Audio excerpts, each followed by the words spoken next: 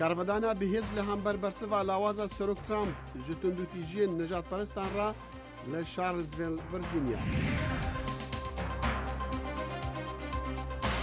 Serokîstûnên leşkerê Emerîkî seredana Çînê dike hevdemê gefeyên navokiyên Kuryaya Bakur. û Kurd Connection baweriya siyasetvanên Kurdên Sûriya wergirtiye li ser referandûma Herêma Kurdistana Iraq.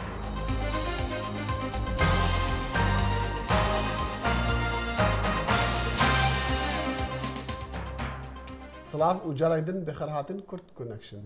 بەرنامەی کورد کۆنێکشن هەموو ڕۆژانێکی سێشەموان و هەینی لە بەشی کوردی دەنگی ئەمریکاوە ئامادە و پێشکەش دەکرێت. وەک بەرسف ji بۆ tundûtîjiyên nijadperestî lê Charlottesville wilata Virginia serokê Amerîkî Donald Trump kiryarên nîyonazî û komela KKK şermezar dike wana weka tawanbar dide naskirin. Xanimek hat kuştin di tundûtîjiyên roja şemwê de di nêvbera niştîman yan nijadperestên spî û komalên piştevaniyê dikin li azadiya bîr û baweran. پشتی دو روژان ji tundûtîjiyên Charlottesville ya wilayeta Virginia serokê Amerîka Donald Trump bironiya ew kirdare şermezar kirin lê bawerî heye bersivawî hindek direng keft. Nijadperestî xirabkar ye û ew ên bûyne egera tundûtîjiyan tawanbarin. Ev ca nazî bin yan rêkxistina KKK bin yan jî nijadperestên spî. Ev dijî bihayên Amerîkan e. Paşkeftina bersivawî û nenavkirina aliyên berpirs bû egera destberdana sê endamên civata sazkariya rêveberiya serok Trumpî ji karî wijwana rêveberê kompaniya Intel Brian Kurzich. Samantha Mantis xelka Charlottesville li ser bersiva serokî got: هەندێک درەنگ بوو ئەس باوەڕ دەکەم بە تنێ خەماوی پاراستنە وێنەیە ویە باشە ناف خەلکیدا و دەمارەخنە ji خەلکی لێ هاتن گرتن پشتی دوو ڕۆژە هات داخوێنیەکدا هەتا خەلک ئارام بیت. Hêder hêriya Suhud du salî yek ji dijberên nijadperesta bû û jiyana xwe ji dest da piştî James Fields yê 20 salî bi otomobîla xwe dayê bi ser xwe nîşanderan. Pênaçetef alûziye demkor bit. Li taxa dêrey ya bajarê Alexandria ya wilayeta Virginia wê new dirûjmên dijî reşpîst û misilmanin û komalên dî hatibûn helavîstin. Lê xelkê taxa dêlerey wekû bersif li ser mal û cihên giştî dirûjmên pêkvejiyanê helavîstin. Azadiya bîrûbûçiran di destûra Amerîkada parastiye û ne tişteke ku alîgirî têde bête kirin. Neviyan ne sîmboleke li vir. Em hemî yek û do dinasîn û pêk re dijîn û ev êrîş e li ser hemiyan. Serhildana hizr û ramanên nijadperestiya û boyerên Charlottesville karvedan di nav dezgehên bilindên Amerîka hebû. Nûnerên çendîn komala di nav civata nûneran da daxwaza ladana sê karbidestên bilindên koçkaspî dikin. و ev hevdem bû digel xwenîşandanên New Yorkê ew ên digotin serok Trump ne serokê me ye. Xalid Fettah, Dengê Amerîka. کاربەدەستی باڵای لەشکری ئەمریکا دەڵێت هەوڵ دەدات پەیوەندی پێکەوە کارکردنی زیاتر لەگەڵ هاوشانە چینیەکەیدا دروست بکات لە پێناو کەمکردنەوەی بەهەڵە تێگەیشتنەکان لەسەر نیمچە دوورگەی کۆریا لە کاتێکدا ئاڵۆزیەکانی نێوان ئەمریکا و کۆریای باکوور زیاد دەکات. ژەنڕال جۆسف دەنفۆرد بەرپرسی ستونە هاوبەشە لەشکریەکان ڕۆژی سێشەممە گەیشتە بێژینگ لە کاتێکدا بەردەوامە لە گەشتەکەی بۆ وڵاتانی ئاسیا. دەنفۆرد دەڵێت ئەو دەیەوێت تیشک بخاتە سەر وابەستەی ئەمریکا بە سیئۆڵ و تۆکیۆی هاوپەیمانیەوە بەڵام پەیوەندی لەشکری بۆ لەشکری نێوان ئەمریکا و چینیش زۆر گرنگە. لە سەروبەندی هەڕەشەکانی کۆریای باکوور بۆ سەر دوورگەی گوام ژەنڕال دەنفۆرد بەر لەوەی لە سیۆڵ دەربچێت بۆ پەیامنێراندووە. ئایا ئێمە ئەو توانایەمان هەیە کە بەرگری لە نیمچە دوورگەی کوریا بکەین؟ ئایا ئەو توانایەمان هەیە گوام و هەوایی ویلایەتە یەکگرتووەکان بپارێزین؟ وڵامەکە بەڵێ دەتوانین. سەر لە بەیانی ڕۆژی سێشەمە ئاژانسی دەنگوباسی فەرمی کۆریای باکوور ژمارەیەک وێنەی بڵاو کردەوە کە نیشان دەدات کیم جون ئۆنی سەرۆکیان سەردانی سەرکردایەتی هێزی استراتیژی کۆریای کردووە. ئاژانسەکە بڵاوی کردوێتەوە کە کیم ئەو بڕیارەی دواخستووە کە هێرش بکرێتە سەر گوام لە کاتێکدا بۆ ماوەیەکی زیاتر دەیەوێت چاودێری کردارەکانی ئەمریکا بکات. لە وێنەکاندا نیشان دەدات کیم لەگەڵ ژەنڕاڵەکاندا دانیشتووە لە ناویاندا کیم ژۆنگ سیک کە زانایەکی موشکی دێرینە و دەستیە بۆ لە بەرنامەی ناوکی کۆریادا. کاربەرستانی ئەمریکا لە دوورگەی گوام خۆشحاڵن بەرامبەر بۆ ئاماژانی کۆریای باکوور لە کاتێکدا کاربەرستانی ئەمریکا هەوڵ دەدەن بە ڕێگای نالەشکری مەسەلەکە چارەسەر بکەن. ئێمە خۆشحاڵین کە ئەو جارێکی تر بە بەرنمەکەیدا دەچێتەوە، هەر هیچ نەبێت وا دیارە جارێ هیچ هەڕەشەیەکی دەست بەجێ بۆ سەر گوام نییە. بەو ئاماژانی دەیبینین و دەیبیستین بڕواناکەم هیچ هێرشێکی موشکی لە داهاتوویەکی نزیکدا ئەنجام بدرێت. ئەم هەواڵە گەیشتە خەڵکیش لە کەناردەریاکانی گوام و هەندێک ئارامی بەخشی بە دانیشتوان و گەشتیاران. من نیگەران نیم چونکە دەزانم ئەمریکا بە تەواوەتی توانای هەیە ئاگاداری ئێمە بێت. ئێمە بەرنمەیەکی زۆر باشی بەرگریمان هەیە، پارێکی زۆرمان بۆ بەرگری تەرخان کردووە، جا بۆیە من ناترسم لەوەی هیچ شتێک ڕوودات. بەڵێ من نیگەرانم، بەڵام ئەگەر تۆ هەموو کاتەکەت بە نیگەرانی بەسەربەریت کاتی کەمت بۆ ژیان و خۆشیەکانی دەمێنیتەوە. هاوکات وەزیری بەرگری ئەمریکا جیمز ماتیس هۆشداری دەدات بە کۆریای باکوور هەور هەوڵێکی بۆ گرتنە موشک بۆ ناو ئەمریکا دەبێتە هۆی دەستپێکردنی شەڕ زۆر بە خێرایی. سەرۆکی ئیرانی حەسەن ڕوحانی گەفەیەک ڕاستەوخوا دکە و دەبێژە وڵاتی ویشیان هەیە بەرنامە خۆیان ناووکی دچەند دەمژمێراندا سەرژن و بگەڕ بێخە. ئیرۆ سێشەم ڕوحانی گۆتە پەرلەمانی ئیرانی حکومەتاوی دکارە ڕێکەفتنە ئەتۆمیە نێفنەتەوەیە ساڵە 2015 پوش بکە ئەگەر جزاکردن ئەمریکا لە دژی وڵاتیوی بدۆمینن وی گۆتژی شیانە بگەرخستنە بەرنامە ناوۆکیە ئیرانی دەمێ چەند سەعەتاندا هەیە. سەرۆکی ئیرانی کو سووندا گەڕا دووەم یا سەرۆکاتی خوار ڕەخنە لە سەرۆکی ئەمریکی دۆناڵد ترامپ گرتن ji ber ku nîşa cîhanê dide ku Washington ne dostek baş e. Serokê Îranê got jî Tehran rêketiniya nêfneteweyî cêbicê dike. Li mehaborî dorgirtinên nûh li ser Îranê hatin danîn piştî taqîkirina mûşekek balîstîkî.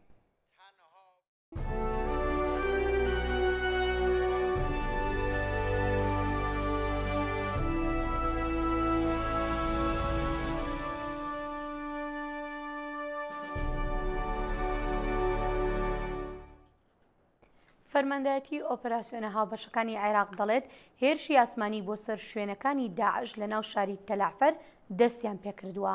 ئەمەش وەک ئامادەکاریەک بۆ دەستپێکردنی ئۆپەراسیۆنی ڕزگارکردنی شارەکە. عەمید یەحیا ڕەسوول گوتەبێژی فەرماندەیەتی ئۆپەراسیۆنە هاوبەشەکان ئەمڕۆ سێشەمە بە ئاژانسی دەنگوباسی فرانس پرێسی گوتووە هەموو پلانەکان بۆ ڕزگارکردنی تەلعفەر دانراون و لە ئێستادا ئامادەکاریەکان کراون و حەیدەر عەبادی سەرۆک وەزیر و فەرماندەی گشتی هێزە چەکدارەکان لە پلانەکان ئاگادار کراوەتەوە و چاوەڕێ دەکرێت کاتژمێری سفر ڕابگەیەندێت و بە فەرمی ئۆپەراسیۆنەکە دەست پێ بکات. لە هەمان دەمژی ملیتانên دەوڵەتا ئیسلامی داعش ku ji Mosulê direvin niha gefeyan li xelkê deverên başûra bajarê Kerkûkê dikin. Ew rojane êrîşan dikine ser deverên dewrûberên Çiyayê Hemrîn.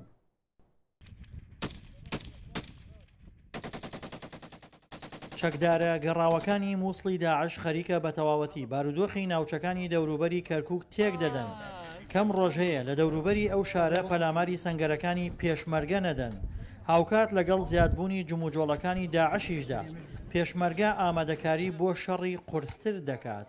تا ئەم ناوچەی بەم شێوە بەدەستی ڕۆستانی داعشەوە بێ بە دڵنیایی ئەوان جوڵەی زۆریان دەبێت و هێرشی ئیزعاجکەر و هێرشی لە ناوبەر و هێرشی خۆکوژی زیاتر هەوڵەدەن بکەنە سەر سەنگەرەکانی هێزی پێشمەرگە. ئەمەش بەم بەستیەوەیە کە دەرفەتێک یا جێگای بدۆزنەوە بۆی لێوەی دزە بکەنە ناو خەڵکی مەدەنی و بچنە پشت هێزەکانی پێشمەرگە و ئاسایشی ئەو ناوچان تێکبێن کە چەند وەختە ئەوە زیاتر لە 3 ساڵە شەڕی داعشە کە چەند وەختە هێزی پێشمەرگە توانیوتی ئارامی و سەقامگیری ئەو ناوچانە بە تەواوەتی ڕاگرێ.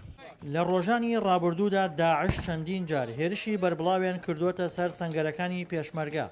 هەروەها نیوەڕۆی ڕۆژی یەکشەممە داعش هێرشێکی تری فراوانی کردە سەر سەنگەرەکانی پێشمەرگە و دوای کاتژمێرێک شاڵکردن هێرشەکەی داعش کۆتایی پێهێنرا بەڵام زیان بەر ڕەبیە سەربازیەکانی پێشمەرگە کەوت. چەتەکانی داعش هاتنە پێشەوە وەکو تەقیان کرد لە ئالیاتمان لە سنگارەکانی میحوەری داقۆق و چەند کارەساتێکیان کردو ئێمەش وەک پێشمەرگەی میحوەری داقۆق وەکو هێزی فریاکەوتنی پێشمەرگی داقۆ گەیشتمان بەڕووداوەکە و توانیمان بۆ چەند کاتژمێرێکی کەمترش ڕوبەڕووی چەتەکانی داعش بینە و لە خوابە زیاد بە ئێستاکە وەزعی پێشمەرگە زۆر چاکە و لە ئامادە باشێتان بۆ هەر ئەرکێکدا ئەوانە چەند داعشێکە بینرێت کە ڕائەکەن ئەچنەوە بەرەو جێگەی خۆیان تێ ئێمەش نایالین بە سەلامەتی بگرنەوە جێگەی خۆیان تێنە دەستیان یان ئەیان کوژین یان ئەوەیە نەگرن و بە شوێن خۆیان بە سەلامەتی. هێرشە یەک لە دوای یەکەکانی داعش لە کاتێکدایە پێشمەرگە کرێکار و ئامێری سەربازی بردووەتە نزیک سەنگەرەکانیان و دەیانەوێت خاڵە سەربازیەکانیان تۆکمە بکەن.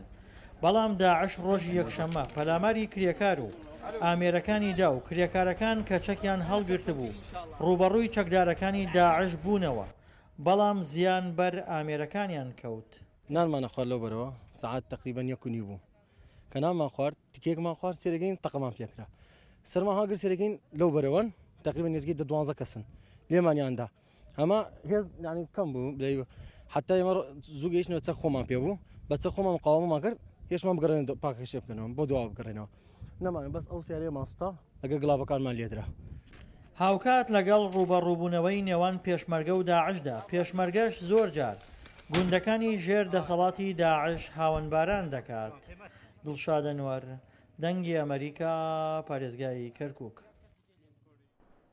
لایەنە سیاسەکانی کوردی سووریا بۆ دەنگی ئەمریکا هەڵوێستی خۆیان دەردەبڕن لەسەر ڕیفراندۆمەکەی هەرێمی کوردستانی عێراق کە بڕیارە لە 25 مانگینۆ ئەنجام بدرێت. ڕفراندۆما هەرێما کوردستانی بە دەنگاوەیە لەسەر کوردین سووریایە هەیە. پارتیên siyasîyên Kurdî li Sûriyayê helwesta xwe eşkere dikin û piştgiriyê didin vê gavê. Partiya Yekîtiya Demokratîk PYD dibêje got ev gav ê bêdir aramiyê bixe rojhilata navîn. Şêwremendê hevserokatiya PYD birê Sîhanûk Dîbo ji bo dengê Amerîka vê yekê tekez dike. Wekî Partiya PYD em vê gavê piştgiriya wê dikin gorî berjewendiya gelên Kurdistanê li başûrê wê temsîl bike û karîbê hemû çareseriyên wê siyasî û pirzgirêkên wê heyî û ji bona rewşekî ewle û istiqrarkirina rojhilata navîn çê gavekî derbarê vê mantiqê henekê de bê em piştgiriya wê dikin. Partiya Pêşverû serzarê endamê komîta xwe ya siyasî Birêz Ehmed Silêman dibêje got hêviya wan ew e got bandora vê gavê ser rewşa navxwayî ya Herêma Kurdistanê hebe û bi taybet bandoreke erênî bike li ser yekrêziya siyasî di Herêma Kurdistanê de. Em li cem wek Partiya Pêşverû ev gav çi qasitêk ev xidmeta karibe mesela federaliyetê parêzê û tu xeterê neyne ser wêna gelekî giring e ne bi ciyê got ginakokîk di navbera hêzên siyasî Kurdistanî dil wê deke karibin bi yek mewqifî helwesta xwe yanî bidin xuyakirin li dijî van karê gil pêşiya vê istifta ji ber istifta bixwe îro şerekî wê mezin dibe ev biryar bi rastî yanî xeteriyek wê mezin jî heyî lêwilo jî mustaqbelekî mezin ji Kurd re ev giraniyekê didis ser serkirdayên eqlîmê Kurdistanê partiyê siyasî ew karin vê meselê nehêlin bibe cê xeterekê li ser rewşakî îro Kurdistan tê de ye federaliyeta heye gelekî giringê li gavê wan di wî alî bê aliyê ge ev mesele pêş vehere ne bibe cê nakokê û muşkilatê û xeterekê li ser rewşa Kurdistana Iraqê. Li aliyekî din Partiya Aştî dibêje aktivkirina Perlemanê Herêma Kurdistanê û çareserkirina aloziyên siyasî wê bihêle piştgiriya cîhanê ji bo referandûmê bêtir be. Di heman demê de dibêje ev gav gaveke dîrokî ye û erkê her partiyeke Kurdî li cîhanê got piştgiriya wê bike. Serxwebûna Parçayê Kurdistanê yanî em wek partiyên Kurdistanî gerek em piştgirtî bikin û em pîroz bikin. Niha ji mavê gelê me Kurd li başûrê Kurdistanê li Herêma Kurdistana Iraqê vî mavî got biryara xwe a referandûmê bistîne. Partiyên siyasîyên Kurdî li Herêma Kurdî li Sûriyayê bi hemû rengê xwe piştgiriya serxwebûna Herêma Kurdistanê dikin û vê gavê mîna gaveke dîrokî dinerxînin. Referandûma Herêma Kurdistanê nêzik dibe. Partiyên siyasîyên Kurdî li Sûriyayê dibêjin wê bandoreke erênî li ser Herêma Kurdî li Sûrî bike. Zana Umer dengê Amerîka Qamişlo.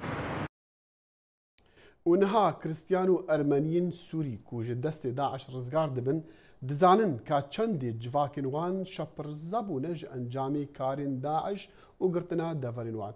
Kurd Connection bi malbateke Ermenî re axiftiye nû ji Reqqa hatiye rizgarkirin. Xristiyanên Sûrê ji pêkhateyên herêmê yên herî kevnarin. جنوین آشور سریان کلدان و هروها نتوا ارمنی اولدارن خریستیان به 100 سالان د سوریه دا جیان دکن و د دوره دا خو بجیه کرن و بشداری جیانا و جواکه بون لی بهاتنا ریخستنا داعش خریستیان هریم راستی ظلم و زورداری هاتن کنیسه وان خراب کرن عبادت وان قدخه کرن جل و برگن مسلمانتی به دار زوره لوان کرن جبرویجی گلک جوان کوچبر بون و جهریم درکتن اف دبستان بو و نیف شتی دا دهاتن پرورده کرن دبستان ارمنیانا تایبت بو و دما کو داعش و بری وان جی ارتش آزاد هات خلق لور همی رویان ارمنی بهتر راستی ظلمه هاتن و هاتن کوچبر کرن خریستیانین گو جهریم در نکتن راستی زورداریه که مزن هاتن گو داعش او وکی همولاتی ندیتن و جزا لوان هاتا گرتن سری هر کسی که خریستیان 60,000 لیره پرین سوری جوان دهات گرتن جبو گو قاربن دمالین خدا جیان بکن مالباتا قومچیان یا ارمنی گو د باجار رقایدا عاصی مابون و بری چند روجان شروان حسده او خلاص کرن و گیهاندن باجار گر سپی جدنگ امریکا را بحثا جیان اخوا لجیر کنترولا داعش کرن دور داعش دما داعش ته دویت وها بکی او دویت وها جل او برگان لخوکی اگر تو بریار ام پیک نه نی تو به جزا کرن لګور ګناه خو دسپیک د جزیه دانه سرمه جمره گوتن او جبو پاراستنا و مال و ملک و اگر تو نه دی دوی گوت باجر درکوي ام دورا 5-6 مال باتینه لنریتن عینی نبون تیزانین گو دبن کنترولا داعش دا ولاتین سوری به همور رنگ و نتوین خواه راستی ظلم و زورداری هاتن لی زورا لسر خریستیانان جدا بو و جیان آوان پر زحمت بو محمود بالی دنگ امریکا د تبلهوی بویران دا راستی گلک جاران نخام تیدمینه مجارن کجبو خلکه خمین روجانن و بالاوان دکشینن ام لگل میوانن خوب آواکی سربخوا و به آلی گفتگو دکن شوپاندنا راستی بریا پاروکرنا بیرو بوچینن جور به جور او بنگه که سرکه براستی جبو آواکرنا پیوندیه که و هر وها باوریه لگل تماشاوانان ژمارەیەک لە دانیشتوانی باشیک و بەحسان گەڕاونەتەوە ماڵەکانی خۆیان سەرڕای ئەوەی ماڵەکانیان لەلایەن داعشەوە وێران کراوە ئەوان داوای پێداویستیە بنەڕەتیەکان و دابینکردنی ئاسایش دەکەن بۆ ناوچەکەیان کە هەتا مانگی 11 ساڵی ڕابردووش لە ژێردەستی داعشدا بوو. ناحیا بەحشیقا دکەویتە باکوورێ دەشتا مووسڵ سەر بە قەزا حەمدانیەڤەیە بەحشیقا وەکو gelek deveran ketibû bin kontrola çekdarên Daeş ve xelkê evî bajarkî ji êzdî û mesîhî û musulmanan pêk hatiye belê rêja here zor êzdî ne beşekê xelkê bexşîqa vegeriyayne ser malên xwe hindek ji ber ku ew şiyanînin heyvane xanoyan kirê bikin di nava bajêrî da yan ku nikarin li kempan jiyana xwe borînin lewma neçarin bivegerne malên xwe. الحياة ترجع البحشيقة جیان وکی بره وگره تا بحشیقه و برانی وگره ناو مده و ویان و امناهید ناوره همی اولونه توانده هبی وکی هندزانن بحشیقه عراقه بچوکه همی مروف تیده نجه همی اولونه توا همی بلا وگره نسر مالین خواه و پاقش بکن و آودان بکن و آنهی خودی وکو بره دی وگرین وإن شاء الله نرجع مثل ما قبل. رجعنا على مدش اسمه ام وگریان دا که خوشیک بورینین نها گلک وگریانه سپاس به خود آفیه که هربا هیه او مولدن و که کار دکن با آنه یا خوده دوکو بر زفریتو باشتریش والله الحكومة تقدم خدمات به خود حکومت و خدمتگزاریان پیشکش که بله رژا خراب کرنا باجار گلک و نها موسلجی کتیه ناو اجا حکومت خود آریکاری آوه بکه و اشکوه خدمتگزاریان پیشکش که جکوه پیشکش نکه گلک زحمته Niha li evî bajarî hêdî hêdî xelkî dest bi avadankirinê kiriye belê heta niha asewarên şerî pêve diyarin xelkê bexşîqa dixwazît pitir xizmetgozarî bû bihêne dabînkirin û êmnahî berqerar bît da ku xelek bi giştî vegerne malên xwe. بس شنو نتامل اكثر يعني ام دخوازیم پیتر بومه بهتا کرن حکومت ناوندی پیدویت چاوکیل اوان دی منام بکات اویزبلیو ویگلیشی خدمت گزاری پتر بهتا کرن دا کو پتر خلکی هام بدن وگرنه سرمالین خوا خودی کیم این چه خازم بلدیه شولوان کیم كهربي باشا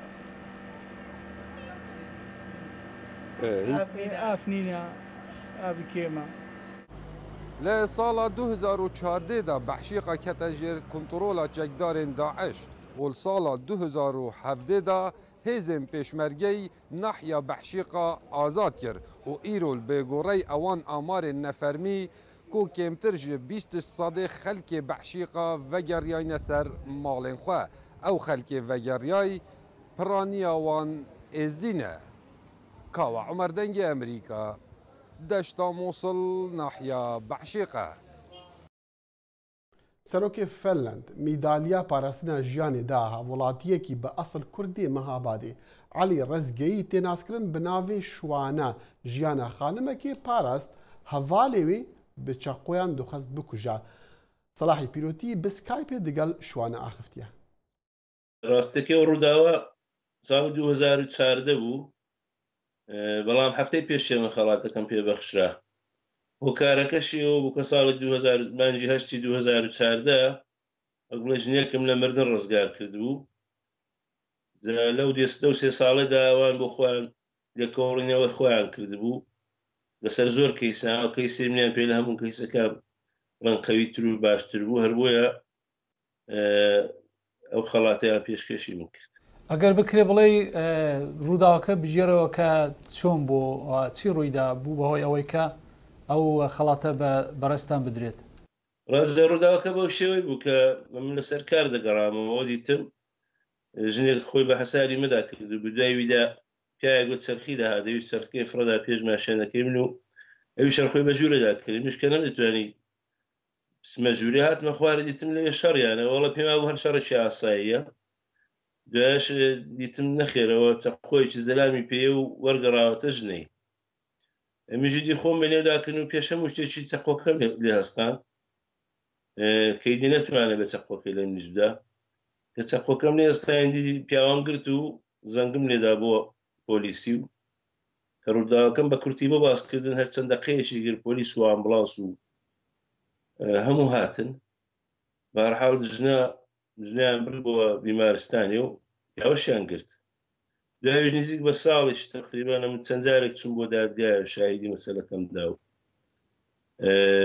لە کۆتاییشدا کابراکە نزیک بە 7 ساڵ حکم درا و ژنە ڕزگاری بوو زۆریشا حەولدا هەر ئەو کاتی کە باسی و مەسەلی بکەم لە ڕۆژنامەیدا وتم پێویست ناکە بەرحاڵەوان پێیان شتێکی زۆر گرنگ و گەورە بوو دوایە کەس زۆریان شتەکان داڕشت ویستم باشە مادام پێتان خۆشە لەسەر ئەو راپۆرتە نووسیتانە بڵێ بکەنەوە تەنانەت بۆم بەسە هەر بڵێم پیاوێکی کورد ژنێکی فینلاندی لەم بردن ڕزگار کرد داوە سەردێڕی ڕۆژنامەکانی ئەو کاتی بووی 2014 بەڵام کەسێک نەزانم پیاوە کوردە چێیە ئەتای لەو 3 ساڵەی دایدی لێرە تەبیعەتەن لێکۆڵینەوە دەکەن چون لێرە ئەو بەرنامەیان هەیە کە ئەو کەسانی خەڵات دەکرێن دی بەوە کامێک گەیشتم کەەوە شیایی وەم کەەوە خەڵاتم بدرێتێ و ڕەنگیان بۆ لێدامنامەیان بۆ ناردن و بە خەڵاتیاندا بم کاتێک کە خەڵاتەکان پێدای ینی چ زۆرە هەستێک دەبوو وڵی هەستەکە هەستێکی خۆشە تەبیعەتە نیسان خەڵات بکرێش دەلایەن کەسی یەکەمی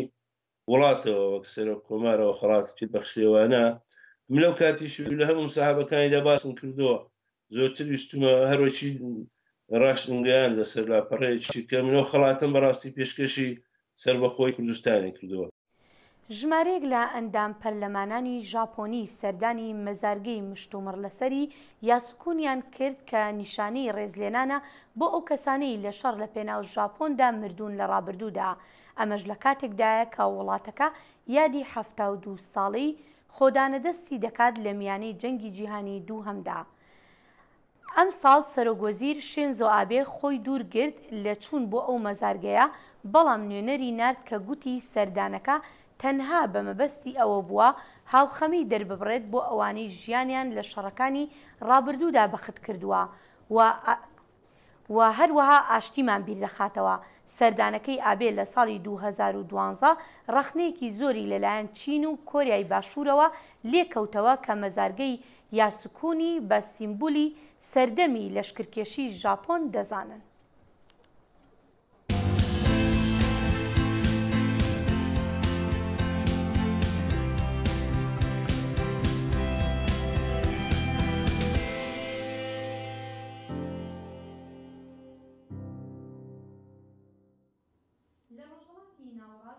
باگەڕانێکی زۆر ناکات بۆ دۆزینەوەی مێژووی کۆن. شوێنەوارناسان لە ئیسرائیل لەو بڕوایەدان ئەوان توانیویانە شارێکی ونبووی ڕۆمانی بدۆزنەوە کە بە پێی بڕوای کریستیانەکان شوێنی سێ شاگردی پێغەمبەر عیسا بووە. ئیرۆ دەریا جەلیل جهێکی ناودەرە ji بۆ سەردانێ. 2000 سال berê ew gundekî biçûkî nêçîrê bû. Mala Pîter, Endrê û Fêlêp bû ku şagirtên Îsayê Mesîh bûn. Navê wê di pirtûka pîroza Mesîhiyan da Bêtseyda ye û li gor dîroknasê cihû Josephus Flavius. Filip Herodê şah ew kir bajarekî Romanî û navê wê kir Julius derdora sala sihî Zayînê. Kolandinên li cihê bi navê El-Areç entîkeyên serdema Bêzantiyan diyar kirin û piştra zanyarên keleporî qatek ji dagîrkeriya Romanî dît ku vedigere sed sala yekem ta ya sêyem. Di dema karê me da li vir me dît ku dibin serdema Bêzantiyan da ya Romanî heye. Me kûpek û pare dîtin û tiştê herî girînkiyê me dîtî di kuraniya kulandina me da ew bû dîwarek û bermayên serşûkekê. Serşûk di serdema Bêzantî da nîşana bajar an ku bajarûke neya gund e. Ji ber vê yekê ez bawerim me niha belgeyeke baştir heye ku renge nasnameya Bêtseyda ya Julius diyar dibe weke bajarûkê pêxemberan. Tiştê ku vê dûpatkirinê bihêztir dike ew e vedîtina bermayên mozayîkî ku hebûna kenîseyekê li vî cihî nîşan didin. Ev vedîtina ku raporteka serdema heştan piştras dike li dor hebûna kenîseyekê li Bêtseyda. Gelek cih li Derya Celîl kandîd bûn wek navendên bajarê dîrokî û kolandinên pêşerocê li cihê El-Areç dê agahiyan diyar bikin li dor gotina ku ew bajarokê pêxemberan e.